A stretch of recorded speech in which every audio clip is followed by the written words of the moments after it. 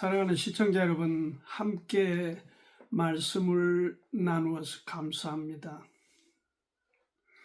이 시간 여러분 심령의 도전과 또 이 혼란보다는 정돈이 되며 인생을 바른 방향으로 잡고 나아가는 한 계기가 되는 그런 시간이 되기를 또 기대하면서 오늘은 이 제사에 관한 명절에 즈음하여 제사에 관한 말씀을 여러분과 함께 나누고자 합니다. 관원상제에 있어서 관이 이 성인의식이죠. 성인식. 혼인에 관한 거죠. 혼인은 재래식과 이 서구, 다시 말해서 성경 문화에서 도입된 새로운 타입이죠. 그런 혼인 방식과 그 다음에 장례를 치를 때에 재래식과 우리 전통식과 그리고 성경 문화가 제시하는 바와 다르죠. 재래식은 사람이 죽으면 고인이 되면은 얼굴을 가리고 이렇게 합니다. 그러나 성경 문화가 우리에게 퍼지면서 확대되면서 지금은 화장을 해서 잠자는 그 모습을 우리가 바라봅니다. 가족이나 지인들이 달라졌습니다. 제사도 달라졌습니다. 우리 전통의 제사는 율법의 상당한 부분의 영향을 받은 것으로 저는 그렇게 보고 있습니다. 그러나 지금은 여러 형태로 그러한 우리 전통의 제사들이 많이 자취를 감췄달까요? 아니면 사람들에게서 이 변형된 모습으로 전환돼 버렸다고 할까요? 이런 모습이고 많은 분들이 지금 제사를 기피하는 그런 경향이 있는 것은 그 제사가 본인들에게 제사를 드리는 제주나 또 제사를 받는 어떤 조상들이나 이런 개념이 이전과 많이 달라졌기 때문에 혼란을 겪고 있는 그런 시기가 아닌가 이렇게도 봅니다. 제사라고 하는 말이 영어로 sacrifice죠. 그러면 이 제사라고 하는 것이 구약의 율법에서 보건대 이게 지금 반복되는 제사 아니었습니까? 매년 한 번씩 그렇게 나가는데 이 sacrifice의 의미는 곧 피 흘림, 죽음에 관한 의미가 있습니다. 그러니까 어떤 희생이라고 하는 데서 비롯된 단어죠. 희생과 같이 쓰고 있는 단어입니다. 동물이 피를 흘려서 사람들의 죄를 일시적으로 덮는 데에 쓰여졌다고 하는 그 희생했다는, 피를 흘렸다는 측면에서 sacrifice고, 피를 흘리지 않는 포괄적 개념에서는 오프링을 쓰고 있습니다. 그건 그냥 일반적 제사입니다. 오늘 저는 지금은 산제사입니다. 이런 주제를 걸었습니다. 명절의 즈음에서 우리가 한번 이 개념이 정말 우리가 성경을 들고 사는 사람들로서 어떤 의미가 있고 역사적 과정이 있는가에 대해서 함께 발자취를 더듬어 새로운 정리의 그런 시간이 되었으면 바라면서 이 시간 지금은 산제사입니다. 히브리서 10장의 말씀을 들고 보겠습니다. 율법은 장차 오는 좋은 일의 그림자요 참 형상이 아니므로 해마다 늘 드리는 바 같은 제사로는 나아오는 자들을 언제든지 온전케 할 수 없다. 그렇게 히브리서 10장 1절에 말씀했습니다. 이것은 율법이 정하는 제사는 죄를 생각나게 하는 역할을 했다는 것입니다.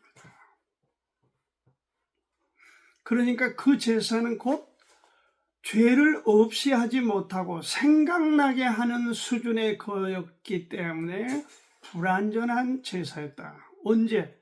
구약에서 성경 모세를 통해서 하나님이 주셨던 그 구약의 제사는 불완전한 제사였다. 동물의 제사, 사람이 아닌 동물의 피, 이 sacrifice라고 하는 게 피를 지금 희생을 하는 제사라고 했는데, 이 피 흘림, 동물의 피, 사람과 다른 동물의 피로는 하나님 차원의 사람의 죄를 없이 하는 데는 불가능하다. 불완전하다. 율법은 그래서 장차 올 좋은 것에 관한 그림자다. 구약 성경은 신약의 그림자입니다. 그림자입니다. 실체가 아닙니다. 우리는 그래서 신약과 구약을 같은 차원의 문장을 해석하고 받아들이지 않습니다. 구약은 신약의 그림자라고 하는 개념, 우리에게 주신 이 말씀을 우리가 확실히 정리를 해야 된다 하는 것을 이 시간에 강조해서 말씀을 드리고, 매년 드리는 동일한 제사로는 그 동물의 희생, 동물의 피를 흘리는 제사를 가지고는 사람이 온전해질 수가 없다. 불완전한 제사이기 때문에 그렇다. 죄를 생각나게 하는 거다. 3절에 그러나 이 제사들은 해마다 죄를 생각하게 하는 것이 있나니 이는 황소와 염소의 피가 능히 죄를 없이 하지 못한다. 이 말씀이 신약 성경에서 모든 그리스도인들, 아니 세상 모든 사람들을 향한 하나님의 의도, 뜻입니다. 양심이 없는 동물을 죽여서 피를 흘린들 양심이 있는 사람의 죄를 없이 할 수가 없고 그건 불완전하고, 그래서 생각나게 한다 하는 그림자적 측면에서 말씀이다. 히브리서는 일종의 논문 형태입니다. 로마서와 히브리서는 이 저자가 논문 형식으로 저술하여 우리 가운데 남겨 읽게 하고 있습니다. 무슨 논문의 이 주제가 뭐냐? 논문의 주제는 The Better입니다. The Better, 더 나은. 그러니까 매년 양심이 없는 동물을 희생하여 드리는 그 제사를 통해서 양심 있는 사람들에게 죄를 없이 한 거 아니고 오히려 생각나게 하는 그 제사인데, 불완전한 제사인데, 그 제사를 통해서 그림자이기 때문에 뭘 바라보게 하는 겁니까? 실체를 바라보게 한다. 그림자에서 제시한 제사보다 더 better, 뭐죠? 실체의 제사가 우월하다, 뛰어나다. 그것을 히브리서 저자는 논문 형태의 글로 우리 가운데 제시해주고 있는 거예요.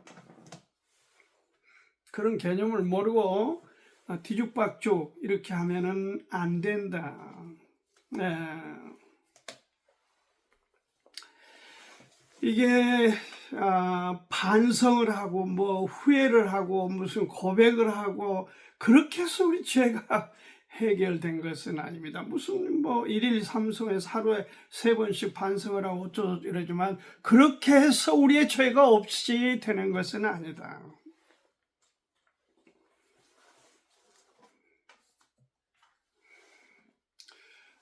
정확한 성경의 가르침에 우리가 정말 창념해야 합니다. 대충 가지고는 안 됩니다.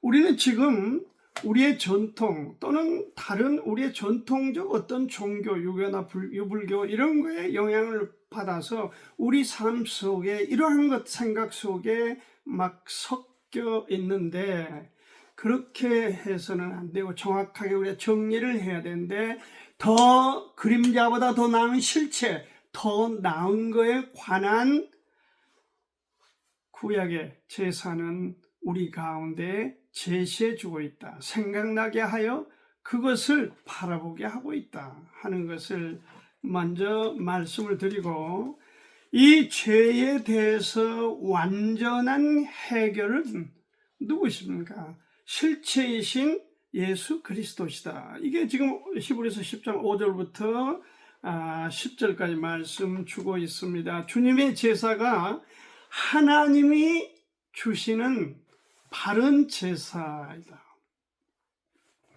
이를 위해서 하나님 편에서 한 몸을 예비하셨다고 하셨습니다.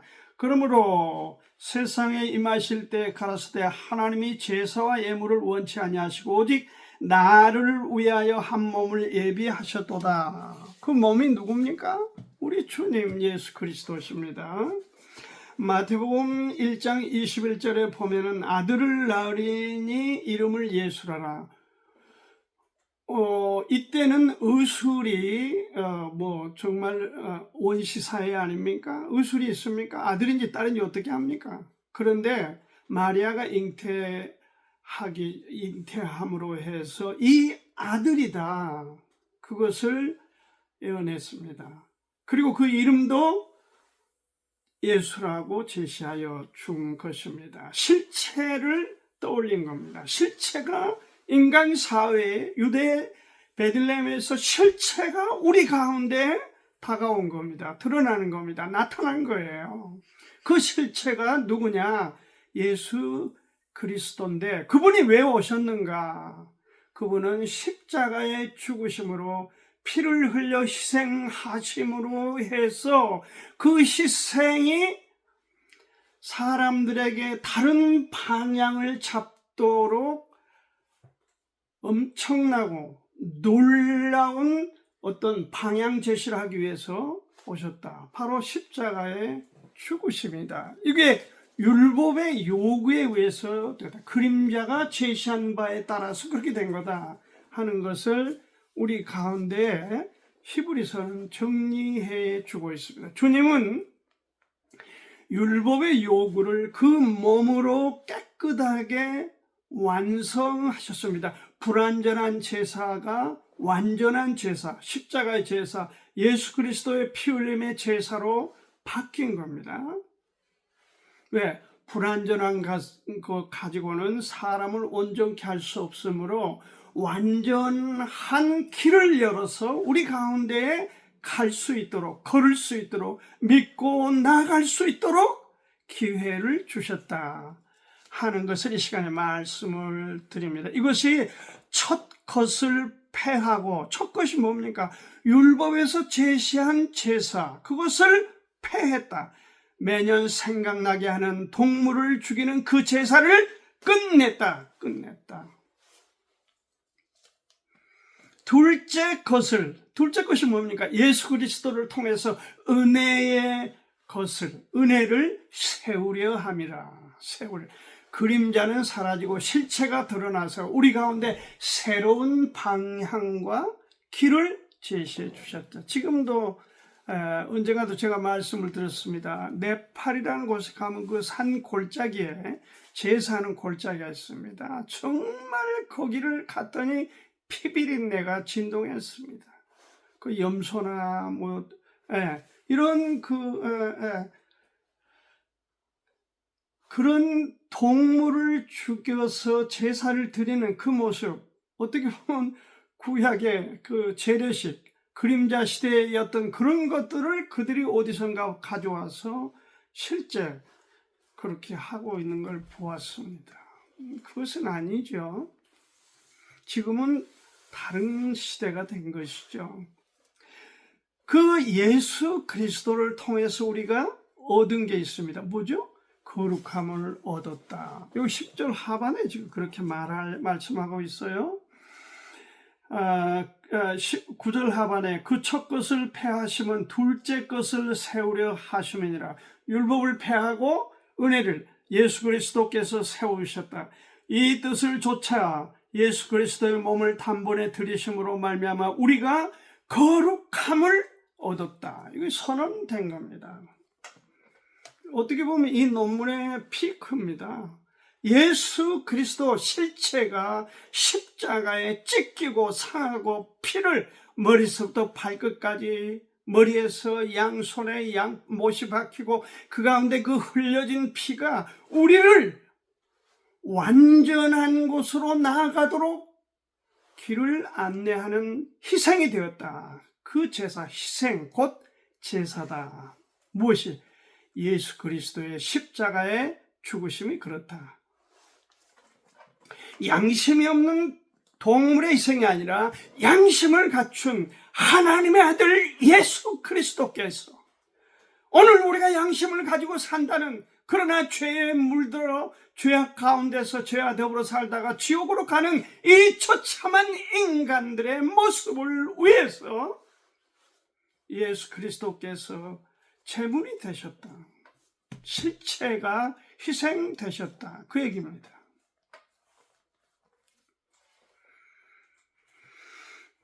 그래서 이 주님의 완전한 제사를 통해서 우리를 하나님께로 안내하게 됐다. 그 주님을 어떻게 알아?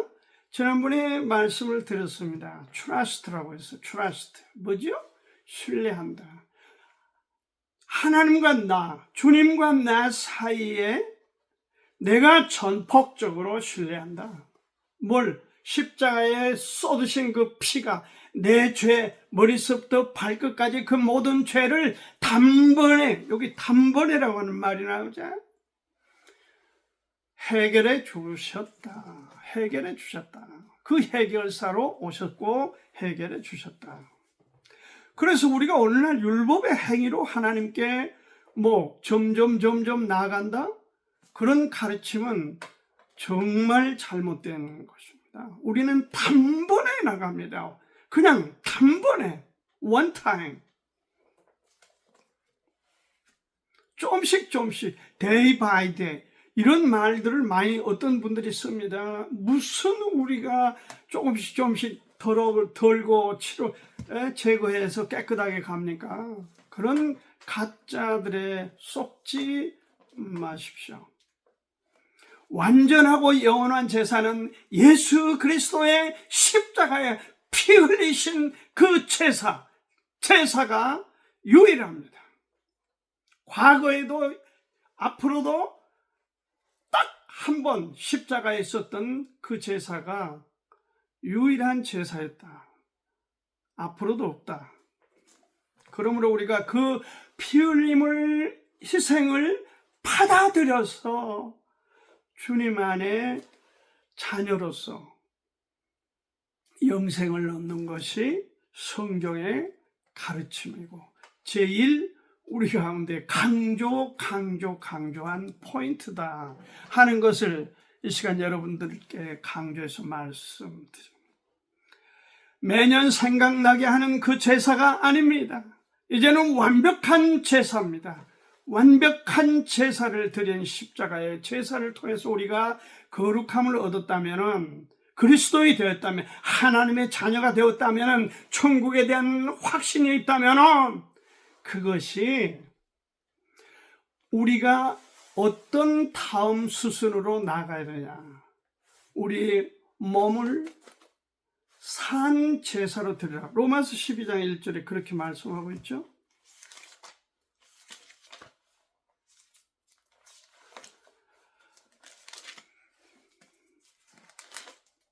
이렇게 말씀하고 있죠. 그러므로 형제들아, 내가 하나님의 모든 자비하심으로 너희를 권하노니 너희 몸을 하나님이 기뻐하시는 거룩한 산 제사로 드리라. 이게 living sacrifice입니다. 산 제사가 뭐냐? 예수 그리스도가 내 죄를 위하여 십자가에 죽으시고 내가 구원받은 생명을 얻고 영생을 얻게 된 이 나라고 하는 이 소중한 하나님의 자녀가 된 내가 이제는 주님 산 제사, 주님과 동행을 해야 한다. 함께 한다. 내 몸을 주님 앞에 드린다. 그 말은 주님과 동행한다는 겁니다. 마음과 내 몸과 모든 것들을 주님과 동행한다. 주님과 함께 한다. 나는 이제 주인이 바뀌었다. 지금까지는 내 자신이 주인이었지만은 이제는 주인이 예, 예수 그리스도시다. 그래서 그 주인과 동행하는 것, 그것이 living sacrifice다. 주님의 희생이 내 삶 속에 함께하고, 그래서 그 주님과 동행하는 삶이 산제사다. living, 살아있는 sacrifice, 제사다. 삶을 드려야 된다. 삶이 주님과 동행해야 된다. 그게 성경의 초점이고 포인트입니다. 하고 싶은 대로 다 하면서 주일날 나와서 주여 주시옵소서.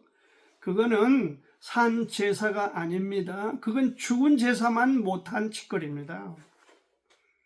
고민을 하고 사는 것입니다.